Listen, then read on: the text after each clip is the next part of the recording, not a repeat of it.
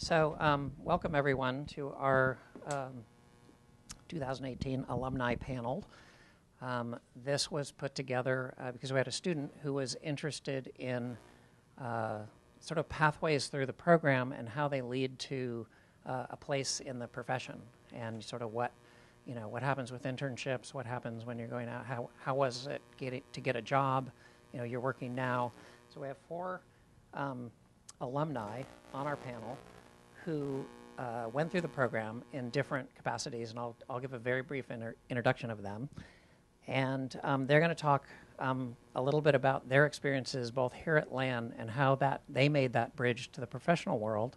And then I'm hoping that you guys who are still here and are looking towards your own future and careers in landscape architecture might have some questions or get some seeds of wisdom out of this process. So thank you, everybody, for coming and showing up. I can't read without glasses anymore, which is sad but true. So our first person that I'll introduce is Diana Lau. She's from China. Diana got an MA and graduated in 2017. She is currently working at Harris Design in Berkeley.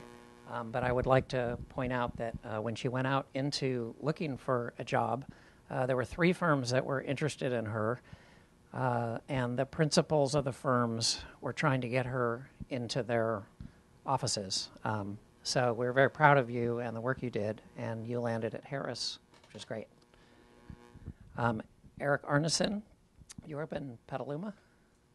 Healdsburg, north of Petaluma, here in Northern California. He graduated in 2016 with a BFA.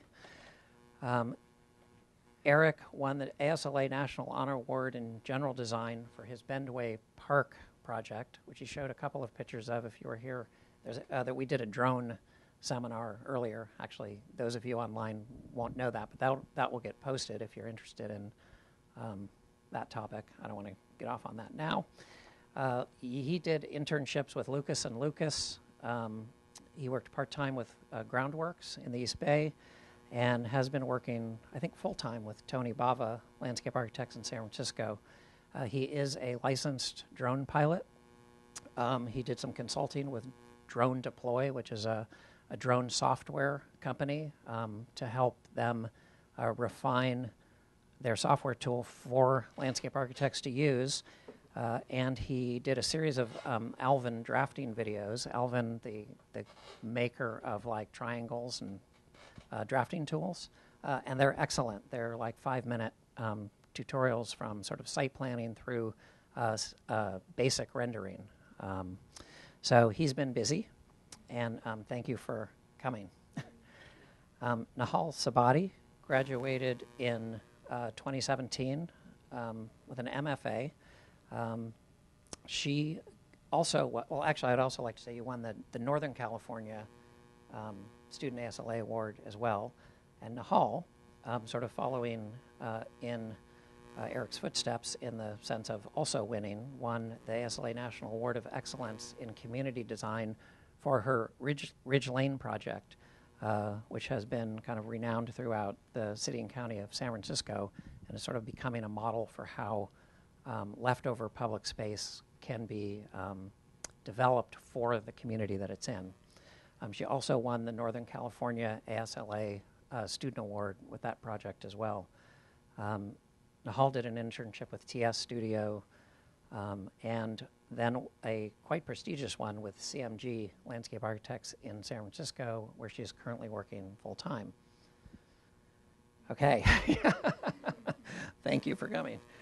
And Chloe, last but not least, has got an MFA in 2016. And Chloe, I don't know a lot about your experience here because I wasn't here when you were here, and I'm hoping you'll tell us more about it. But I know you're now working at Terrain Studio, and Terrain Studio is a great office. They do really interesting work. So looking forward to hearing about what you did. And I'd just like to thank everyone for coming. So what we're going to do is they're going to each just sort of take turns talking for 5 minutes or so about their experience here at the land department and that bridge over to professional life, and tell it like it is. And then we'll just open it up for discussion, and you guys may have some questions about how all that worked and what their experiences were. All right? Diana, can we start with you? Okay. Hi, I'm Diana, and I'm come from China, and I got an MA's degree in landscape architecture, and I graduated last year, and luckily I got a new job after I graduate. And now I'm a landscape art designer in Harris Design, and I focus on public landscape design. Recently, we got a lot of jobs like some school landscape and public landscape in some playgrounds, renovations. Yeah, a lot of different type of jobs and create a lot of fun and enjoy it. And I, I, a different. I feel like I didn't found any difference between the school and now I'm working in the office because both are busy and both are focused on design. So and but I I like both in the school and working in the office because when I was in school, I feel like I just built a strong foundation, and then I have some very good skills and jump to the office design, office jobs, and thanks for the school, I'm learning a lot, and I got tickets, and then so I have ability to work as a landscape designer and meet more great landscape architects. My principal is a very good landscape architect. Once he used to be work with Lawrence Harping, and he was a principal of WRT also. So he is super professional and yeah. So I okay. Yeah, so I'm so proud that I have an opportunity to work with him, and he likes me and teach me a lot, so I get improved. So can you tell us, you had 3 offers basically at the same time, and I'd also like to point out that it wasn't right when she stepped out the door. What Diana did was she took her portfolio, and for the 6 months she was looking for work, she went back and redid the work that she did in her design studios and improved it. But I'm curious to know how you decided on Harris Design versus the other 2, because you could have. There has a few gone reasons anywhere. that I chose Harris Design. First, I anxiety that period because I'm afraid I cannot find a job here, and I'm not have a lot enough confidence of myself because a lot of good students in San Francisco, and but I'm lucky, and I made my portfolio try to make more professional and revise it again and again, and also I come to school to find find the structure and find Jeff and go to the school career center, I think so, and they help Career me, center. career center, and help me to look at my portfolio and the resume, and give me some very construction suggestions. So, and I choose, and then my first offer is come from Harris Design. So I'm so glad that I have a job. Yeah. And another reason why I chose Harris Design because the principal has a good experience in Bay Area, so he know a lot of public design. He take part in a lot of like construction, like the construction review, and also because Harris Design is not a very big firm, so I decided to choose it because the small firms has a big opportunities to develop more skills. So like now I'm take part in design and also for, has a response for the drafting, and also my principal take me to the site to look at the construction, how to build our designs. Yeah, and I think it maybe in the discussion we can talk more about the choice of being in a larger firm versus a smaller one, and what you guys think the advantages and disadvantages might be of either. Yeah. Okay. Yeah. Well, thank you. Mm-hmm. Eric? Yeah. Hello, my name is Eric Arneson. I'm a landscape designer. I currently work at Antonio Bava Landscape Architects in San Francisco. So I first started my trip to becoming a landscape architect, eventually a landscape designer. Now, from Healdsburg, California, I went to a junior college to study art in general because I knew I wanted to be a creative person. But while there, I had some elective classes, and I took botany because I was also interested in gardening on the side. And I found that there's a job that mixes the two, which my interest in science and also my interest in art, and that ended up being landscape architecture. So I found this School of Landscape Architecture at the Academy of Art, and I ended up coming here, and I fell in love with the program. It has become a lifestyle for me as being a landscape designer. I look everywhere and I see landscape design, I see plants, I see how people use space, and it's really become, as I said, a lifestyle. And I think that's a great thing to find, that a job that you can really fall in love with and really be passionate about, not just when you're at your work, but also when you go home and meet with your friends, other people you can talk to about the profession. But my experience at the Academy of Art in particular was really great. We had a great group of friends that we were with.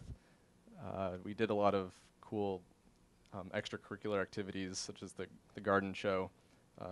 So Parking Day was another one that was really fun, and that's like things that happen every year that we do together, not just in your classroom, but I think it's really important that you go out there and do all these things that get you involved with people that aren't just in your classroom, so you can meet other professions, other professionals in your field. And working right now is really great. I prefer working over at school. I like getting things actually done. That was my favorite part about school, was going to the garden show and the parking days, because we'd actually build things and you could see how people use them. And I think that's one of the greatest benefits in actually working with plant materials and stuff like that. I'm really passionate about. So yeah, we'll talk more. Okay, so my name is Nahal Sobati. I came to school in 2013 with a Bachelor of Interior Design from Dubai, and coming from interior design background, it was very different. I had no idea what landscape architecture is. I didn't know what topography is. Like, I had no idea I'm gonna deal with things like that. The first few semesters was very challenging for me because I had all these new subjects that I had to learn. But eventually, it worked out, and it's very good to see that you're challenged at school. That's a great sign, I would say. That means you're growing, you're getting better. And so whenever you're challenged, just know that that's the time that you're getting better, and really appreciate that moment and just push harder. But one of the reasons I wanted to become a landscape architect was when I learned about basics of design and interior design, I really felt like it's a very powerful tool, because when you create a space and there are people involved in it, you can change so many things. You can change how they feel, how they're gonna act in future, you can change their moods, and that's very powerful. And with landscape, you can really change a lot more, because even with the smallest space, you can change their habitat, you can give people power to talk, and it's just endless. And that's the main reason I'm very passionate about landscape architecture, because I feel like it gives you power to really make a difference. And when I was in school, I started working in my second year in Landable Studio as part-time, and then start working in TS Studio the third year. And then last year I got an internship in CMG, which I was selected between 200 something people, which was great. I was very excited. And I wanted to talk about this later, but I'm going to say it now. But one of the things that I really recommend that you guys practice from now is school is a great time that you can really create your unique voice, really work on what really matters to you, and that what makes you different from anyone else in the work field, because it's very competitive. And there's a lot of people that they are really good, really fast, and whatever you can do, they can do it better. That's the reality. What makes you guys different is that you have your unique voice. Like, that's from the way you render things, the way you design, the way you talk to people. And it's just, whatever you do, try to be unique, be yourself, and just work on that, and just keep it in your mind that you're going to be different from other people when you're in work field. And I think what makes CMG to choose me between all those 200 people was that I had my unique voice and how I really like to be part of community projects, and it really matched their philosophy of design and their firm as a whole, but which they really, like, their philosophy as a team is to create spaces to enhance the social and ecological well-being of the city through artful design, which that social part for me was a big deal because I really cared about how people are using the space. And I think it was the other way too, because my portfolio really showed them that I really care about that too.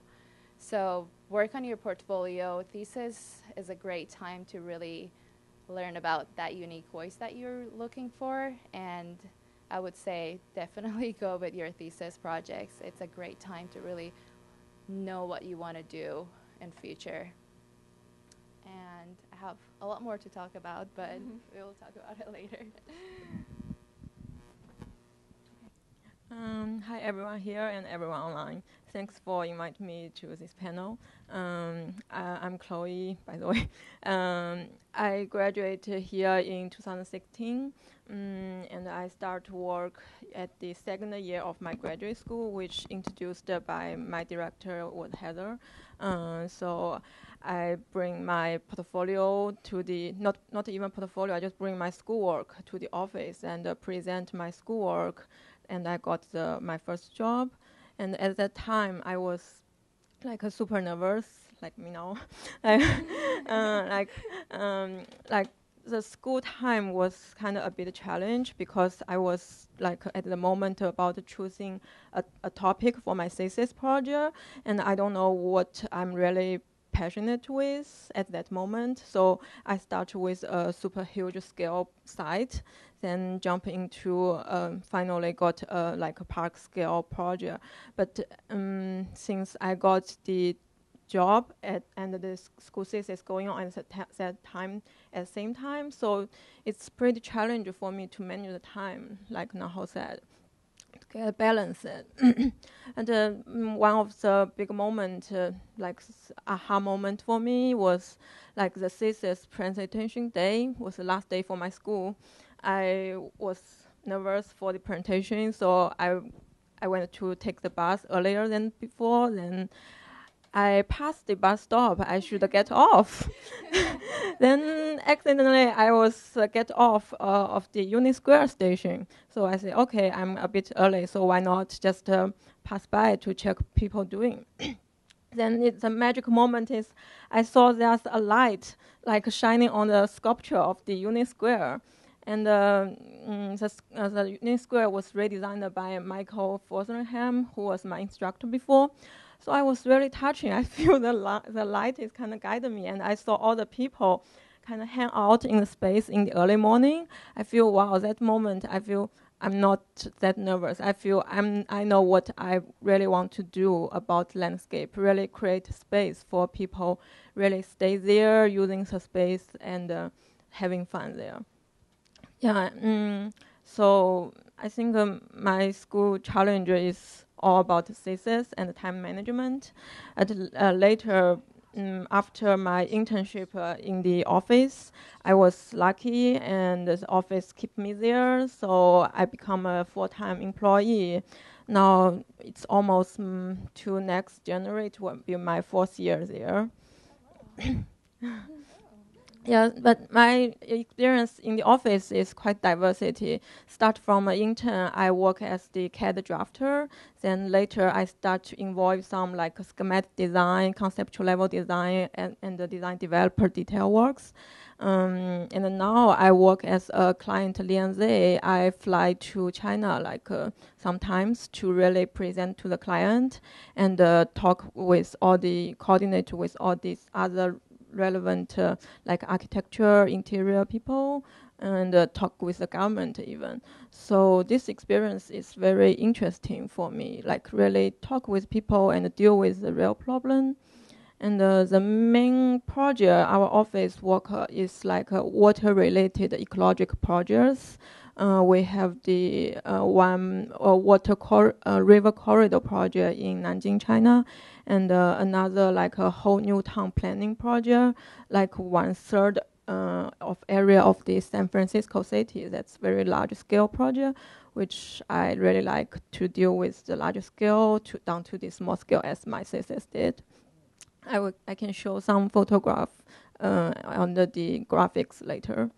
So I feel doing landscape is really like think about others, like think about others in the daily life, like all the people hang out on the street or in the park, and think about others like architecture and the interior design and all other people, how to work with you, and think about others in your office, like how to be organized and how to make everyone comfortable to work with you. And back in school, I learned a lot from my like schoolmates. We did a lot of like a teamwork project, garden show, parking day. So I really enjoy like the experience really to think about others and how to figure out it all together. Yeah. Okay. Thank you. So there you have the intro. Yeah, go ahead. I have a question from online. Misa would like to know how you balanced school and work life. Sorry. Misa online has a question on how you balanced school and work life.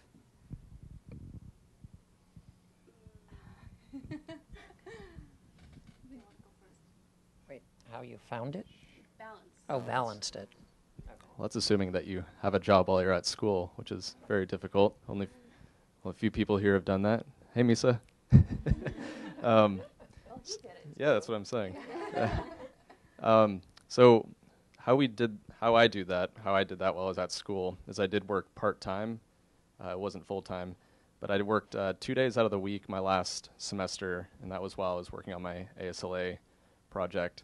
But I worked Thursday and Friday because it just worked with my schedule. I worked with my boss, and we came up with a schedule that I could go there to Berkeley. This is while I was at Groundworks, and I was only there for 8 hours out of the day, so when I got home, I started working on homework, and I just made it happen. Because you're at school for a limited amount of time, and you're there to learn. School is your priority while you're there. And I know you need to make money, and also while you're working, if you can get an internship, it's a double benefit. You can get your experience in real time with as a landscape designer, as well as make money to help pay for your tuition, because that's a really big issue for us students, is actually paying for this. So if you can get an internship, that's key in getting your door into the real world of working as a landscape designer, as well as supporting yourself as a student. So, yeah. I would add to that.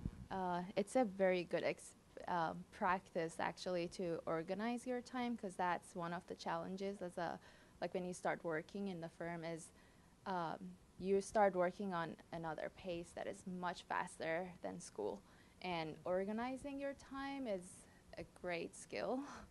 and I think getting internship and working is, it will teach you how to do that. Like you will give yourself some time that like I'm gonna work from now till 2 on this project, and that I'm sorry, I'm gonna work from whatever time to, let's say 2 on my school projects. After that, I'm gonna move to my second project, and that really, it's a practice. You need to practice it a lot, and school is a good time again to really master this skill.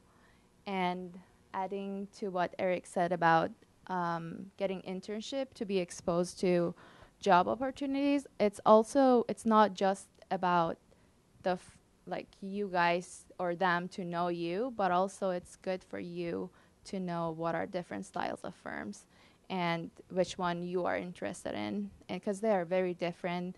Like Chloe's working on bigger scale of projects, and they are different projects. They're very different sets of skills. So it's very good to really know from school that it will give you a head start when you want to start your profession.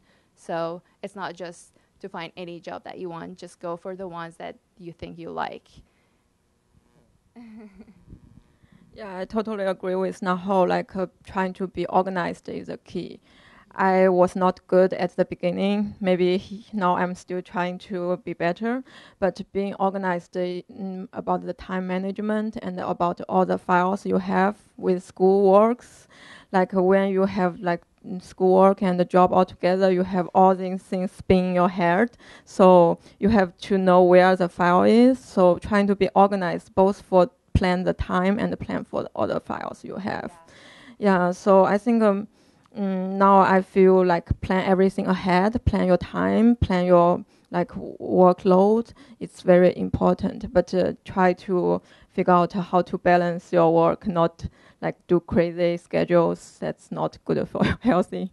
Yeah, but so it's good to try to learn how to manage that. There's a lot of like I think there's tutorials online try to help you to organize your time, like to help you to better understanding how to spend your whole day or whole week. Like just start at school, not like leave your work like messy around in the studio.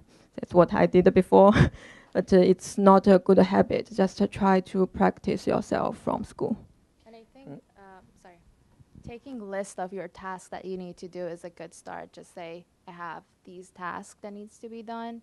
That means I have this much time for each of them. That's what I do every day. Like, okay, these needs to be done first, and then if I have time, I can like working on the other ones to make my next day a little bit less busy. So that would be my recommendation. Right. Sounds like time management is a big issue. And I guess, Chloe, I'm wondering, did you do an internship? You were able, okay. And did you feel like that, because I think that a lot of students here would say time management is an issue because it's really on you solely to figure it out. But when you have a job, there are expectations on you from an employer, I mean, even in an internship, that you're going to perform and produce work. And so did you find the internship helped with that, or how did you learn your time management? Yeah, I think the internship helped a lot because at the beginning I was an internship as a CAD drafter, so I have a supervisor guide my work. So I really don't need to think about a lot how to manage the time. But as an internship, you gradually to see how others manage their time and how they arrange time for you. So like I'm not jump into that, like manage my time at the beginning, but it's like a process you learn from others. Yeah, so the internship really helped a lot. I was lucky, like get the internship from my second year of school and continue in the same office till now. Yeah, so I think I learned a lot from my coworkers. They are really good at time management and make all the project like organized. That's organized and time management is the key. So you learned a lot from work. And Diana, how about you? I think that it depends on your arrangement, because when will you get up, and when you go to bed, and when you have a lunch or have dinner, and how to organize each day. And I found when I was in school, I found I like to follow my instructor's time schedule, because they had a very clear time schedule for you, because each presentation, when we'll have the presentation, when have the deadline for meeting your final design. So, and I think that is easier for you to follow your instructor's instruct. And I think, and I like to get early done before meet the deadline, because you can have some couple times to make some changes, to double check your design, to make some revise your designs. And after I working at the office, I feel like, oh, I'm independent now, because I should have a time schedule for each project, because you do several projects at the same time. So you should make a list and make up to know which one is a priority you should have done. So each week at the Monday, I make a paperwork to make a list for each project, and to let me know where's the deadline for each project, and I will see which is the priority I should do, and organize from the Monday to the Friday. Yeah, because the time is limited, only 8 hours, so you should make a clean arrangement of your time, and be aware to make some mistake, and something like that. Yeah. Thank you. I have two questions from online. I have two questions online. Sarah would like to know, what was the biggest challenge transitioning from school into the workforce?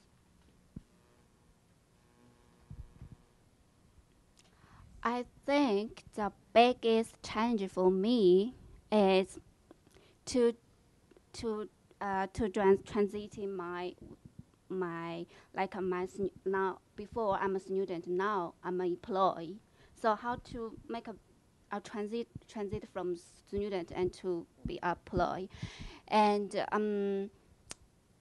from the personally, I think it's to make you more professional, to meet the standard of the landscape designer. And also, I think another challenge of me is it's not freedom anymore for your design, for your ideas, because you may get a lot of limits from your clients, from a lot of things. So you should make your work works, and also you cannot to do whatever you want to do for the site, because it's not your business, it's about others. And you need to listen to your clients and to get a good community with them, and will get close to the people and to the environment, and find a good ideas for them. And yeah. Yeah, and I would just say, because you and I talked a lot in between the time that you graduated and the time you got your job, that Diana was nervous. You know, she didn't know if she was going to get a job. Those of you who are not U.S. citizens may have issues with OPT, and, you know, it's like the 12-month thing is ticking down. But you were persistent, and when you were feeling like, my God, I'm never going to get a job, it was like, no, you've got to keep going, you've got to keep applying, you've got to keep getting out there. And it did that. There was a transition that was as great as it was when you got all those offers. The transition was, a little stressful, which I think is probably we would find as a common theme here. We can see. I mean, you guys may have just slid right in, but I mean, I know a lot of students there's definitely a transition. So Yeah. Yeah, for myself, since I started interning my first year at the Academy of Art with Lucas and Lucas in Healdsburg, I did some remote work there, and in the summertime I worked there part-time, doing whatever I could. It was a really great experience. It was fairly easy to transition from school to work, because before I even started at the school, I was somewhat involved with landscape design in the office. But I would say the biggest challenge is learning to spend your time well. So because you're basically using other people's money to provide a service. So you need to consider that when you're sitting in a chair on a computer. You don't want to waste any time because you're gonna be held accountable for that in one way or another. So you have to produce well and produce good work. So compared to when you're at school, you can just goof around and experiment with different rendering styles, but that's all fun, but not when you go to work. It's different. So. My challenge was, when we were in school, we learned a lot that landscape is a multidisciplinary major, and it's related to a lot of other majors, and it really is. And that was my biggest challenge, like communicating with others from your own firm to other firms, architects, people that you don't know what they're talking about, like engineers, and you don't have the knowledge to know what they're talking. I think everything that I did wrong was for lack of communication and not knowing how to communicate. And I think that's the biggest thing. Really, I can't emphasize enough, this is a major that is related to so many other majors, and not just normal people. There are a lot of professionals that they're expecting you to deliver. And no matter if you want to work here or in any other country, be very comfortable with the language that you want to speak with. You need to, I know that, I always told myself that art is an international language, and you can always communicate with art. That is true, but you still need to sell your idea to your firm, to other people. So it's a skill to really practice that from school. Take those everyday presentations serious. Like, just imagine you're presenting to your future client, and get comfortable with vocabulary and how to use them in your daily presentations. That would be my advice. that's very good advice. Yeah. Yeah, I feel my transition is kind of how to work with others in the office, because when I was school, mainly work on my thesis, mainly talk with my instructors, for couple semester, just talk with different instructor. But I can choose to take their advice or not. It's depends on my idea. But in the office, you really have to respect others. You should work as a team, not only have your one voice hanging there. So I think the biggest transition is you have to figure out what you are really good at in the whole team, because maybe you are really good at one part, like the brainstorming, but the other people good at other part. But you have to figure out your position in the team, what you are better than others in the team, what others are better than you in the team, and how to achieve the win-win situation for the whole team. That's the transition for me. That's great. Misa has another question. As an online student, how can she have a presence among other landscape architecture professionals? And as coming from a smaller community, how can she be a change in there compared to bigger cities? Can you ask where Misa is? Yes. Misa, where are you? Somewhere not near a big city.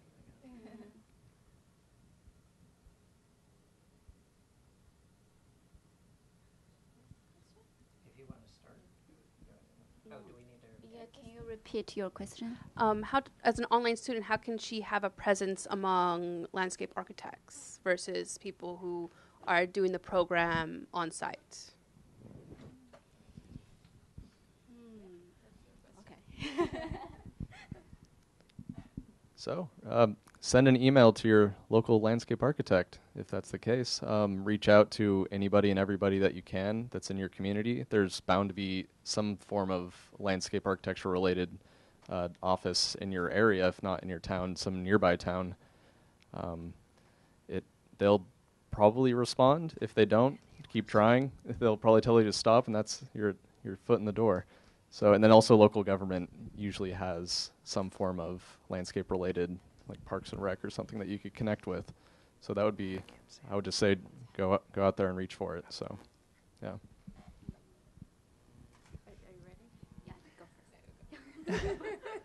first. I would also say, if you're an international student and you literally, wherever you are in the world, there just aren't a lot of landscape architects. There is IFLA, the International Federation of Landscape Architects, which you could reach out to, and most countries have an association of landscape architects, and that might be a way to make connections. Okay. Okay. I forgot the question. Okay. How to reach out. I don't. It really depends on which country you're in. But if you're in United States, there's a lot of ASLA chapters. They are very active. They have a lot of lectures. I mean, you need to find your network if you want to be physically involved, like in their meetings and everything. But also, I'm surprised Eric didn't mention that. But there's like social media. Yeah, it's the easiest thing you can do. You can follow all of these ASLA chapters. They post on daily basis. You can learn a lot from them. Just the way you just scroll down your Instagram, follow your friends, you can follow a lot of news on social media too. Do you want to? Okay. What's the question? Okay, I got it. I think, yeah, like just to mention before, I think you can post your design on the social media, and also you can find a design group near you, and you can find some firms in your country or around you, and send your designs and works to them, and ask some and try to get some comments from them, and also you can follow some great landscape architects Instagram or Facebook, and to get some interactive with them, and also be brave and believe yourself. You can do it. Yeah. That's actually how I found my internship at CMG. Me and Eric just were looking at their Instagram, and we find out that they have internship because they posted on their Instagram. We're like, okay, I'm gonna apply then. But yeah, just be active and look for different opportunities. Yeah, I guess there's some like a website for like you get some small works, like Upwork. They kind of can hire some people for a range of price, and you can learn from them, like to know what they are looking for, then practice your experience. So I think like online is a big source there, and all the people around you, even your grandma, can know something about landscape. Yeah. So just talk to people, and searching online. Yeah. If you can look at the Northern California ASLA chapter. If there's a lecture that you might be interested in, you should join. I would recommend all the students join the student ASLA. You can do it through the university here, and Marlena can post the form, but you can find it there, and then you'll be notified of events that are happening. And there may be landscape architects in Modesto that would be really excited to know that there's a student, interested, and maybe possibly get an internship or something like that. Okay, Heather. Hi, everybody. Great to see you. Is your sense of what makes good design different now than it was when you were a student?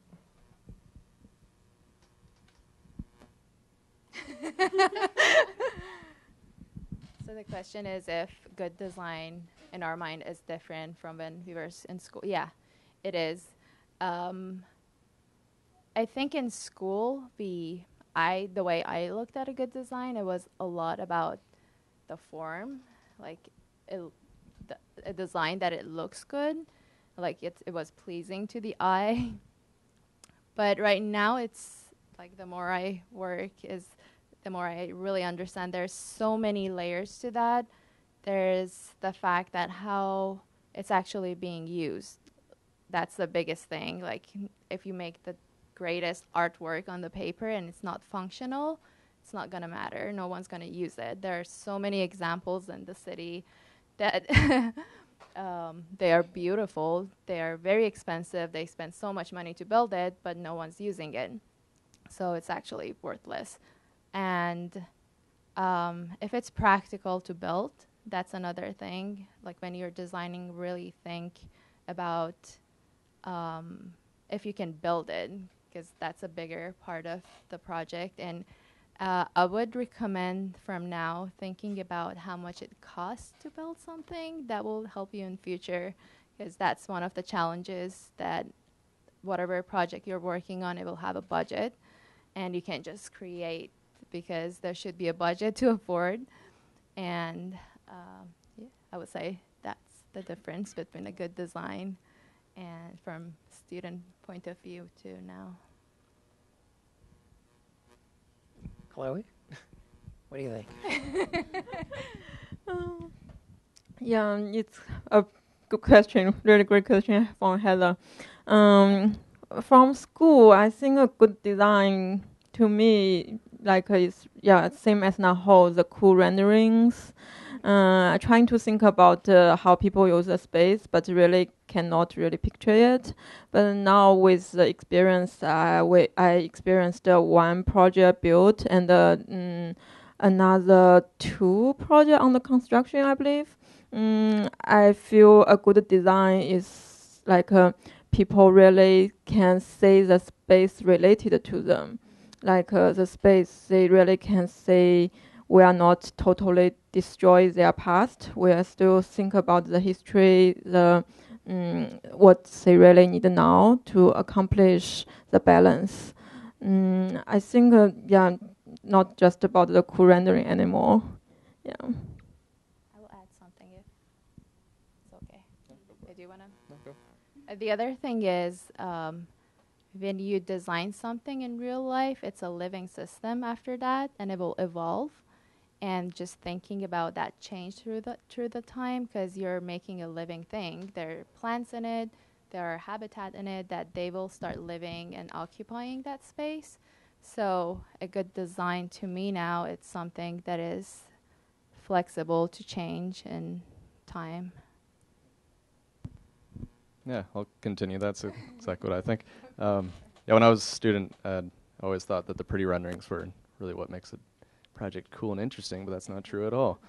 I really think what makes a project successful now is a good infrastructure and a base and a design that will stand the test of time, something that, if you look at a lot of landscape projects, some of the greatest, they've withstood hundreds of years, possibly, and they can be repurposed and redesigned, and it's something that creates a space that can be manipulated through time, because you're a landscape designer opposed to an architect needs to design, as Nahal was kind of getting towards, was in the 4th dimension in time. We work with living material, with cultures shifting, with people, their beliefs and needs changing. So I think a design that incorporates those needs for society is successful, not just pretty pictures. And it's not just existing needs. You should think ahead and what's going to be. Sorry. Yeah.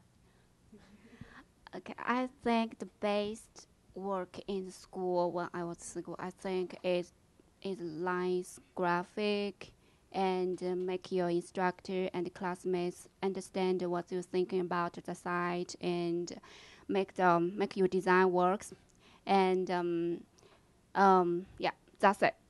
And after I got work, I get into the work. I think not only to think about the graphic, also you needed to think about like a budget, like you should to think about how it can be construct, and it works for the people, and it's accessible.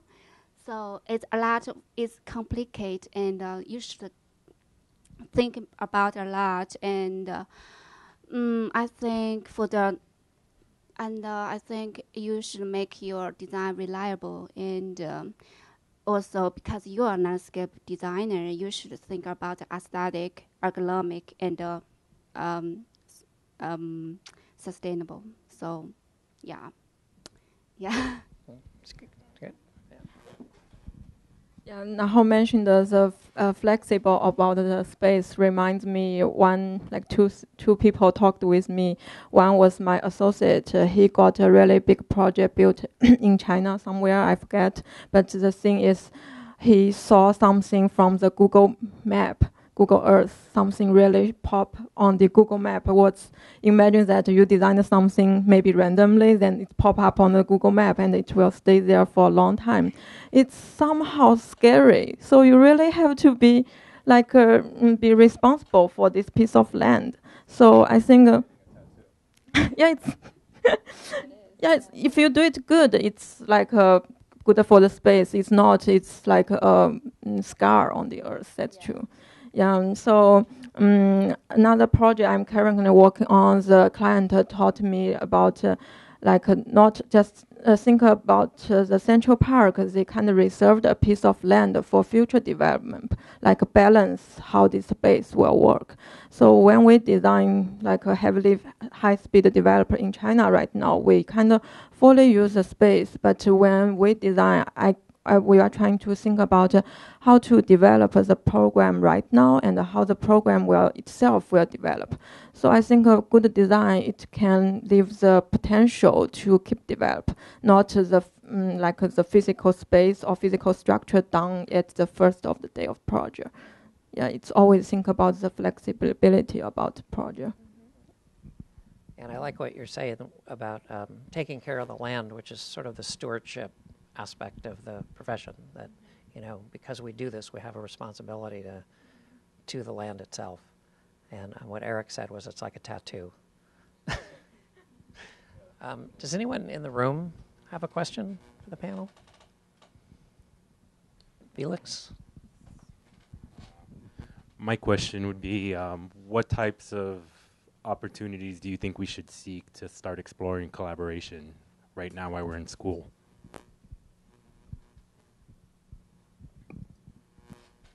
Well, if you're a member of the ASLA student chapter, I know there's a lot of opportunity for collaboration with other schools, such as UC Berkeley and other schools in the area. I know that some of them are far away and it might be hard to reach out, but Berkeley is right across the bay, and they do a lot of activities. And when I was the ASLA president, we did try to collaborate with them, but it was sort of difficult. But I would recommend go after that and reach out with them. There is Spur, if you heard about it. They have a lot of meetings and they have a lot of lectures about hot topics. I would say go there. There's a lot of familiar faces that you will see every time. We started it. That's a hard question. Do you know? I don't know what acronym stands for. Oh my God. Do you Planning urban. Well, yeah, I know what they're doing. They that was It's like an urban planning organization. sorry. Someone has a Google.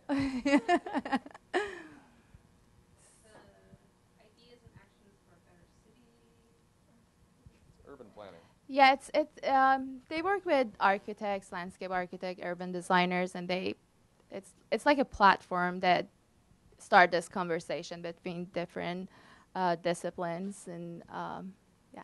Sponsored projects for undergraduate research? Okay. Yeah, but you can easily get membership, and you will get emails from when they have these meetings. I would say definitely do that. It's a good investment. And again, social media. Yeah. How do you spell SPUR. It's very close to Mission Street. Mission Street. Right Yeah. across our office. Yeah, yeah.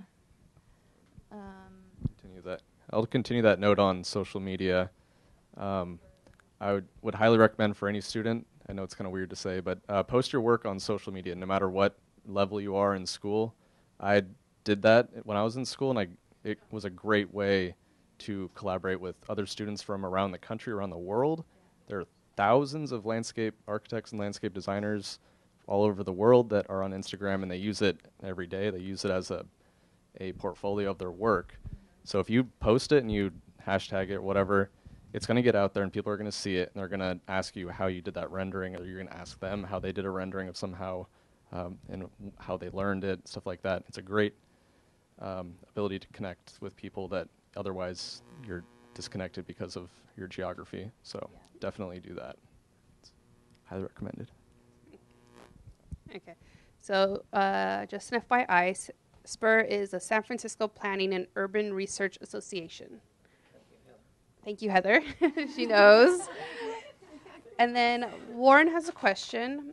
How do you find ways to continue to grow your skills and knowledge? Does your employer offer development, or do you get any time to experiment or learn from more experienced colleagues?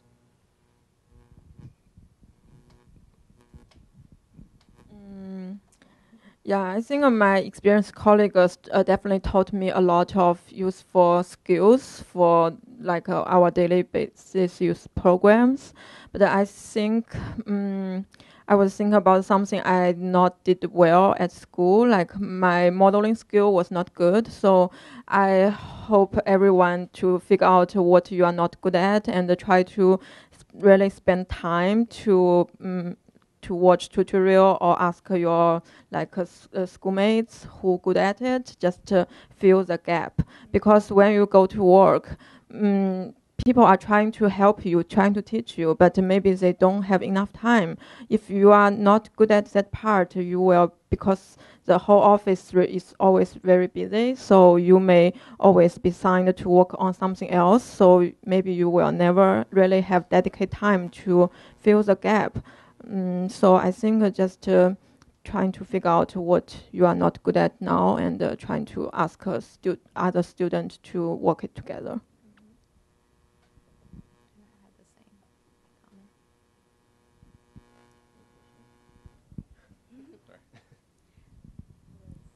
I think use your piece of time, because for mostly you don't have a lot of time to develop a new skill, so you should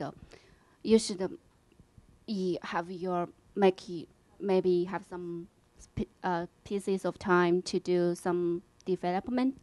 And my way is, I usually after work I go home and to surfing online to look at the magazine and to look at the latest land work, and also I'm trying to learn some new programs, because the latest program is easy to communicate with others, and also it's helpful to you save time, and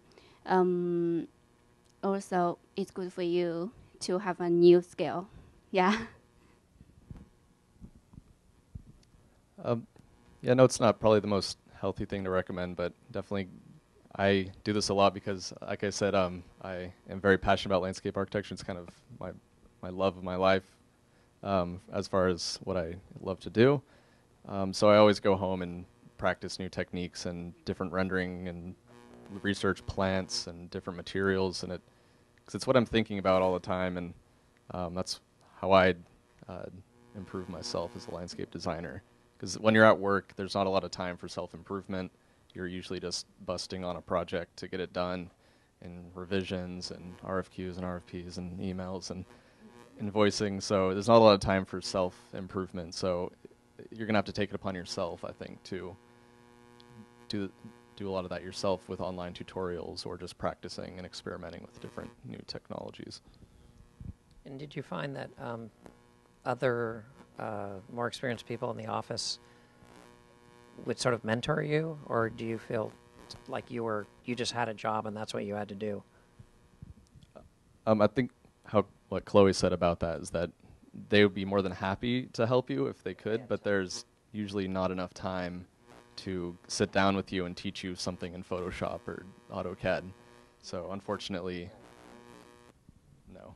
So the other thing is, well, it's very important to learn these new programs, but also learn how to do them with flexibility, because these projects that you work on, it never happens that the first time you submit them, that's the last one. It's going to change millions of times. So, and not just by you, by other people too. So start making it a habit to name your files in a better way. Use layers on everything, name the layers, because then later other people want to work on that and they want to know how you did it.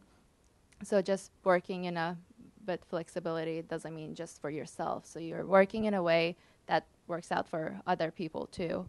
And yeah, that would be, I mean, it wasn't the answer of that question, but it just crossed my mind. Yeah, but that would be a skill that you'd have to have your coworkers teach you to do file management for that office. Every office has different file management systems, but it's their responsibility to teach you that because that's very crucial for. Yeah, but it's a habit, I think. Like, if you're not used to doing that, and I didn't, I had all of my files. I can't find anything for my portfolio when I needed them. So it's a good thing to practice now. I'm sure you do it too. Yeah, some minor thing. I learned some skill from the files other coworkers, they organized very well. I saw something like Photoshop. They did something really cool. I just trying to figure out how they did it. But maybe the coworkers said he's like take a vacation off. So if the file is organized really well, I can figure out how they did it. Then I learn from like day by day.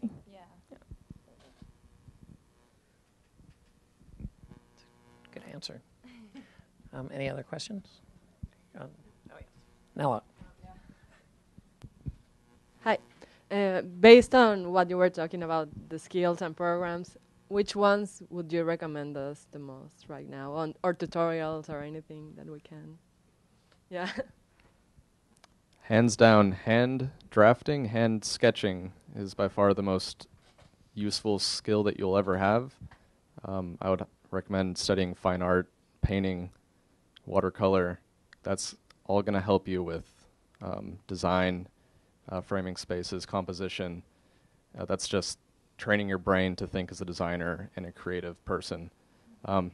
After that, software, boring stuff. AutoCAD is by far the most used drafting software. Vectorworks, oddly enough, is popping up for job applications requirements. SketchUp is very common. Photoshop, InDesign, Illustrator are very common, and Rhino for some offices. Yeah, I think sketching is a basic skill for landscape designer, and it's easier way for you to think about to do your design.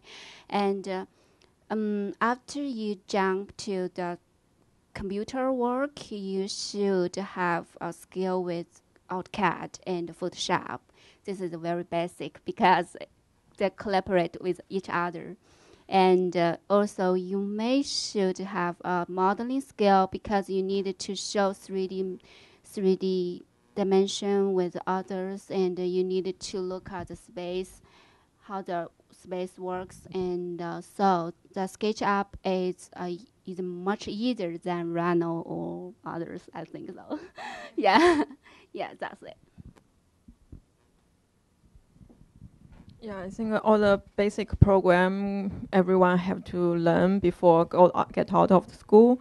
And my experience is the modeling skill is quite important because we have all the base like skill like hand sketch and the beautiful idea in your mind, but how to make it physically present to others, how other people understand your idea from your brain, that's the very important. Like fully translate from the idea to the physical space. And that's kind of too practical, but I think it's an important step. I agree with everything that they said about programs. The other skill that me and Eric did it a lot, and it really helps your brain to think critically, is whenever you go to, there's a lot of great open spaces in the city.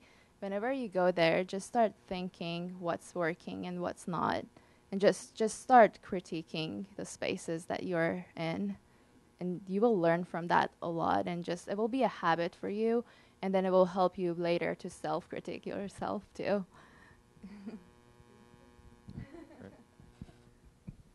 What about verbal presentation skills or being able to verbally communicate an idea?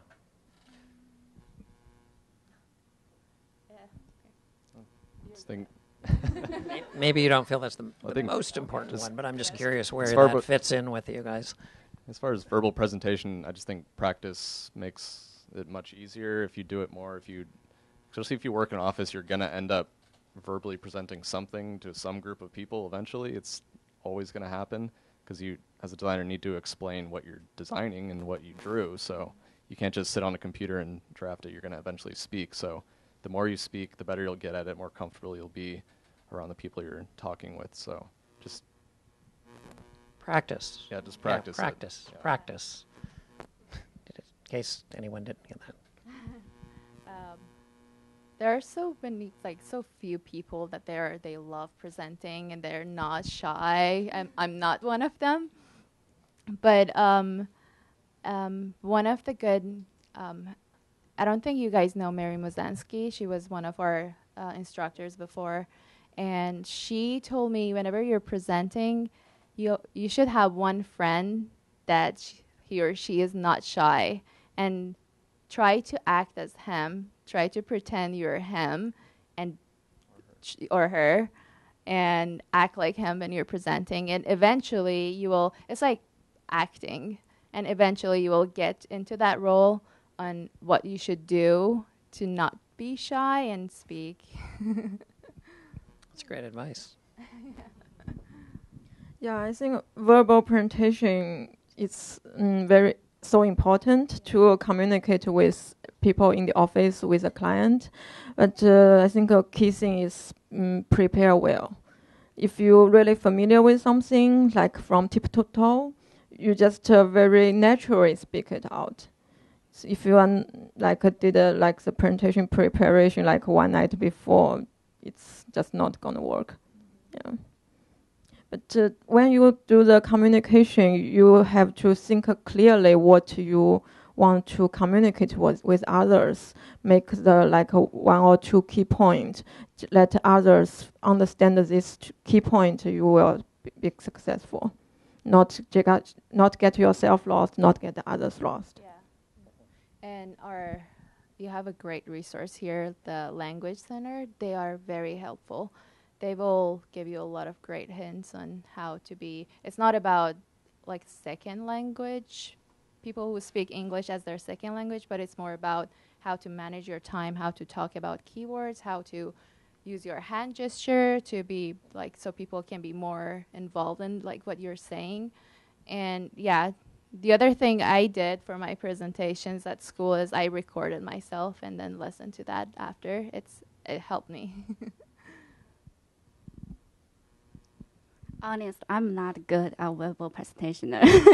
Yeah, but I think the way to improve your skill is practice. There's no any other way. Just practice. And before your presentation, I think you can organize your mind and to to summarize some keywords and be brave and don't be nervous. Yeah, just talk with myself. Okay. Yeah.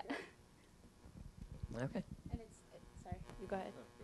It's not just for students. Like when I'm in the firm, we have a lot of people who are experienced. They've been into a lot of ASLA presentations, but they were saying they are teaching classes to practice public speaking. So it's not just students, it's everyone else too. That is true. Yeah. Okay, well, we have time for maybe one or two other questions. If there's anybody online. Okay. Maybe. Sylvie? You guys successful to find a job in this city, so I want to know what make you stand out, what make you more competitive, stuff like skills or whatever.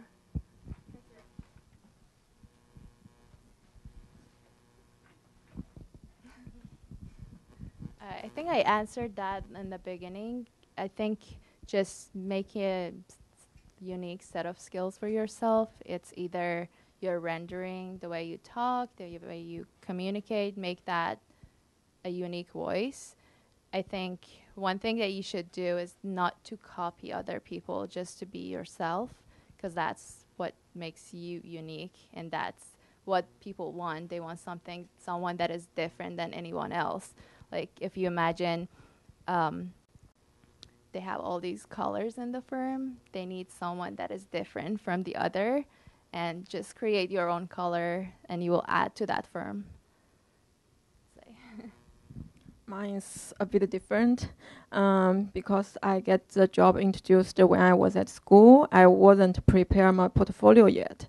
So I present my schoolwork. I just bring one of my studio booklet, like the archive booklet, to the office.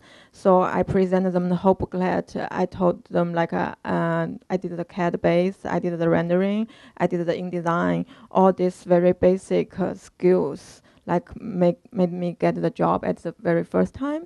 But as an international student, I needed to work on my visa stuff. So actually, the office was slowed down, so they kind of don't need an intern for a short time.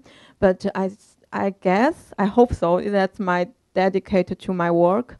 I really trying to fully responsible to every work I've done. I want to make sure everything is correct.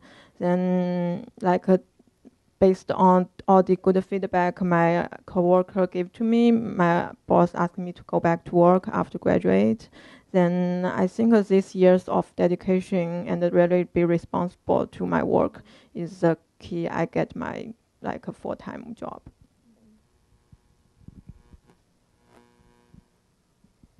Yeah, I agree with you, these two both completely.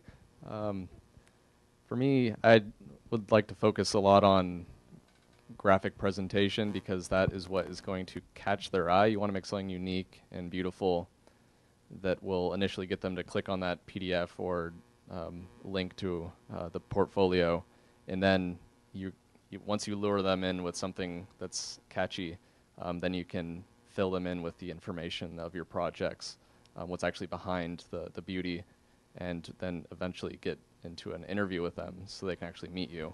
But I really think it's about that initial shininess that will catch them. So I think it's important not just to focus on substance is great, but also something that's really going to catch someone's eye and something that's unique. And definitely don't really look at other people's portfolios and think, I want to look like this. Think about yourself and who you are as a designer. We don't look at other designs and say, I want to copy this. We make our own design, and that's what firms are going to look for. Yeah. Oh, go ahead. Okay. I think the first impression matter, and use your way to present your portfolio and to present yourself. And I think your attitude is very important to the firms when they have an interview with you. And be honest and be familiar with your project you did, and be prepared because you may ask some question about your works and about your school and about your goals for the landscape architecture, and you should full preparation, and also you should be unique. Yeah, just do yourself, because you, not others. You are big, precious, special. Yeah.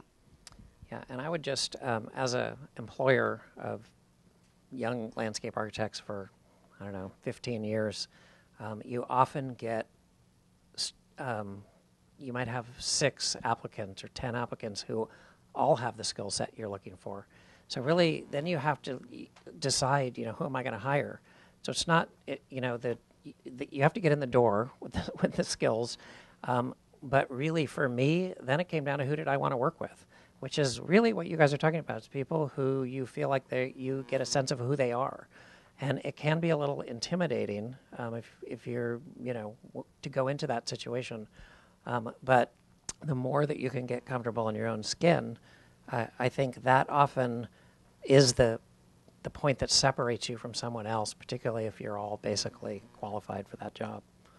So it's obviously when you're out of school, you don't know everything, and they don't expect you to know everything. They just want to know that you are able to learn, and you can, when you're responsible, and you can learn to produce the things that they were asking for and make it even better than what they're expecting. And the other thing is, in your portfolio, create different style for yourself to show them that you don't have just one style that you can work with. You have, like, I wish I had different graphics now to show you guys, but if you're working with realistic renderings, have another one that is more cartoony or different, just show them that you have this different styles that can match for different projects or different tastes. Okay, well, it's 6:30 and we're just about out of time. However, I have one last question that I'd like to ask of Nahal and Eric, because essentially both of you decided to submit to the National ASLA student competition work that you had done here. And both of you were very successful in doing that. And I guess I'm curious, and I'm hoping that other students might be inspired to submit projects and work as well. And I'm wondering if you could just briefly speak to what got you, how did you decide to do it, and then you had to put these things together and submit them and get them in on time. Mm-hmm. And, how did you do that? Because I think that design competitions are a great way to actually make a bridge between school and work. I would say for me, it was a goal from beginning. Like, I knew I wanted to submit my project for ASLA because it's a great exposure, and it's a good evaluation for yourself too, to see where is your level of work between all of these talented people. So it doesn't cost anything. You can just submit it. You will get it. Great. If not, you will try again. So if I wanted to do something different, I would apply for other projects. Like, I worked on all these different studio projects. I would submit all of them, because who knows? It's a good practice for you too, to create different packages for, professional world, and just learning that is a good skill set, I would say. Yeah, definitely. I'd also submitted my project knowing, I knew I was going to submit that exact project about my second year that I was at school. I had this project in my mind. That's one of the reasons I went to this school to study landscape architecture, because I wanted to change this space that was in my neighborhood. And I thought that this was an ideal project. It has everything that you need in a big, cool project. So the unique thing about the Academy of Art that really made it like a catalyst for our 2 projects that made it successful is there's so many resources. The student to teacher ratio is actually incredible, and it's something that every student should be really happy with, that we have some classes where there's 3 students and 1 teacher. People don't take that for granted. That's something that's really unique and kind of special at your time in the school if you have that opportunity, because you can spend an hour with your teacher discussing the project, and they're going to give you as great feedback as possible. And I had that benefit at this school, and that's one of the reasons why I won an award, is because I had so much professional help, hands-on, with my project. And it's not easy. I mean, you can just submit a project, but I spent a year knowing that I was going to submit this project, and the whole year I spent 8 hours a day on that project. So it's not a simple thing, and it's a lot of work, but definitely do it. And if you have a project in mind, start as soon as possible. Start researching about it, because the juries, they look deep into these projects, and they analyze everything about it. There's like a jury of 8 landscape architects that will tear your project apart. And they're going to pick the best of the best. So definitely. All right. Thank you. Yes, please. Yeah, so I encourage you to submit your works for our school spring show. That is a good opportunity for you to meet other landscape architects. Also, is a good opportunity for you to present your project. And one of my offers come after I got my work. Yeah, my work select so in the spring show. So encourage you to do that. Yeah. All right, we are out of time. So thank you to our panel.